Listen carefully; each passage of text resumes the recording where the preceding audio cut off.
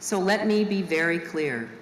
The United States is determined to prevent Iran from acquiring nuclear weapons.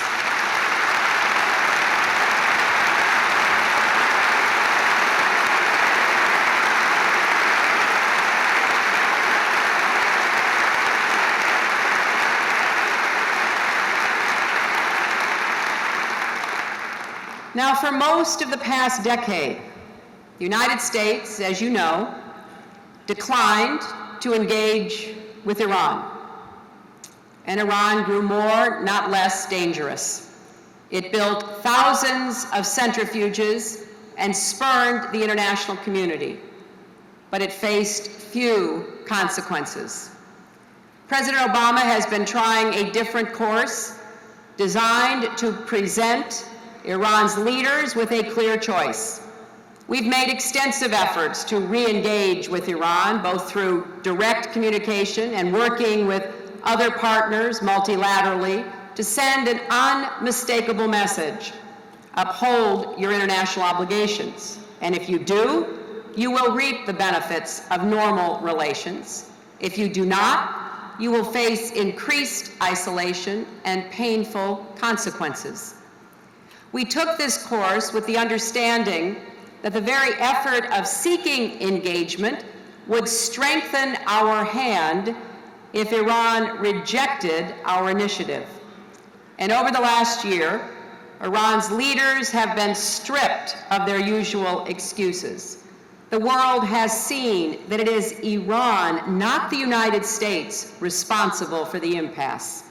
With its secret nuclear facilities, increasing violations of its obligations under the non-proliferation regime, and an unjustified expansion of its enrichment activities, more and more nations are finally expressing deep concerns about Iran's intentions.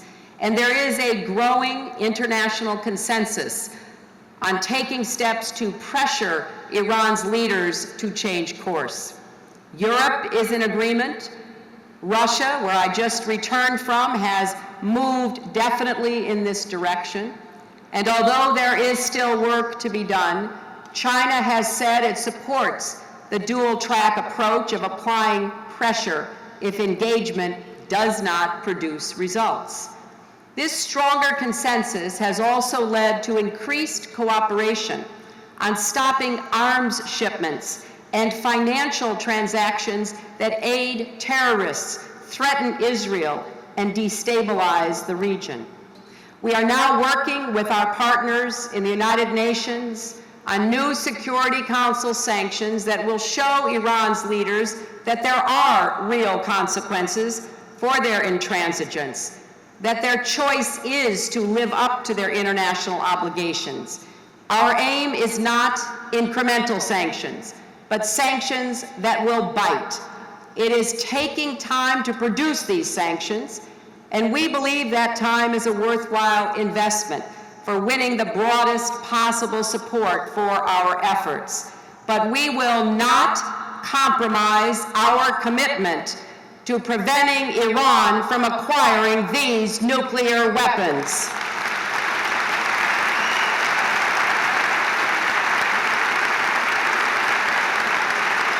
It is our devotion to this outcome, two states for two peoples, secure and at peace, that led us to condemn the announcement of plans for new construction in East Jerusalem. This was not about wounded pride, nor is it a judgment on the final status of Jerusalem, which is an issue to be settled at the negotiating table. This is about getting to the table, creating and protecting an atmosphere of trust around it, and staying there until the job is finally done. New construction in East Jerusalem or the West Bank undermines that mutual trust and endangers the proximity talks that are the first step toward the full negotiations that both sides say they want and need. And it exposes daylight between Israel and the United States that others in the region hope to exploit. It undermines America's unique ability to play a role, an essential role, in the peace process. Our credibility in this process depends in part on our willingness to praise both sides when they're courageous and when we don't agree to say so, and say so unequivocally. We objected to this announcement because we are committed to Israel and its security, which we believe depends on a comprehensive peace, because we are determined to keep moving forward along a path that ensures Israel's future as a secure and democratic Jewish state, living in peace with its Palestinian and Arab neighbors. And because we do not want to see the progress that has been made in any way endangered. When Prime Minister Netanyahu and I spoke, I suggested a number of concrete steps Israel could take to improve the atmosphere and rebuild confidence. The Prime Minister responded with specific actions Israel is prepared to take toward this end. And we discussed a range of other mutual confidence-building measures. Senator Mitchell continued this discussion in Israel over the weekend and is meeting with President Abbas today. We're making progress. We're working hard. We are making it possible for these proximity talks to move ahead. I will be meeting with Prime Minister Netanyahu later today, and President Obama will meet with him tomorrow.